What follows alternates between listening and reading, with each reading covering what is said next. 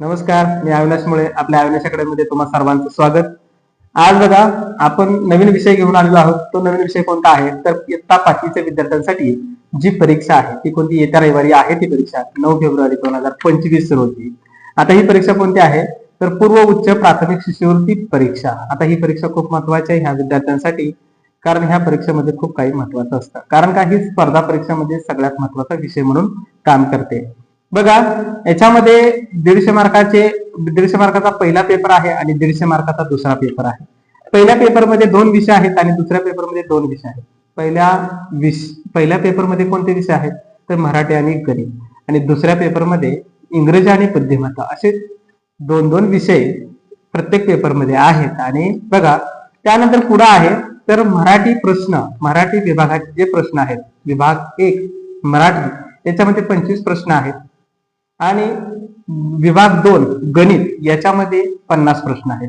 प्रत्येकी प्रश्न 2 मार्काचा आहे. असे एकूण टोटल 150 मार्काचा पेपर क्रमांक 1 आणि दुसरा आहे 150 मार्काचा पेपर क्रमांक 2, असे मिळून सगळे पेपर आपल्याला द्यायचे आहेत. 2 सत्रात ही परीक्षा होणार आहे. सकाळच्या सत्र आणि दुपारच्या सत्रात हे पेपर होणार आहेत.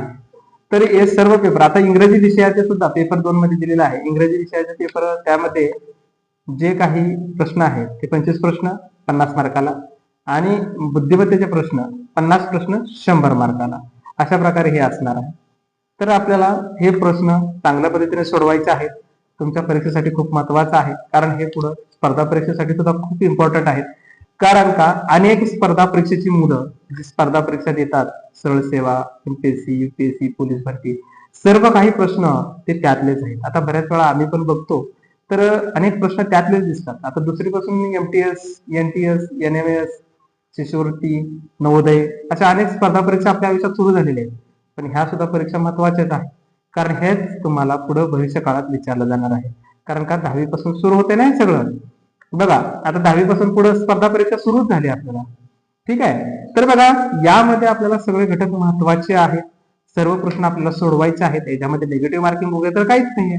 त्याच्यामुळे सर्व प्रश्न सोडवणं गरजेचं आहे आणि चांगल्या पद्धतीने सोडवा.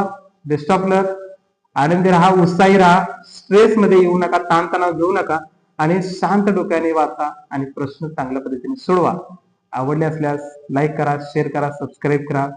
सर्व विद्यार्थ्यांना बेस्ट ऑफ लक. धन्यवाद.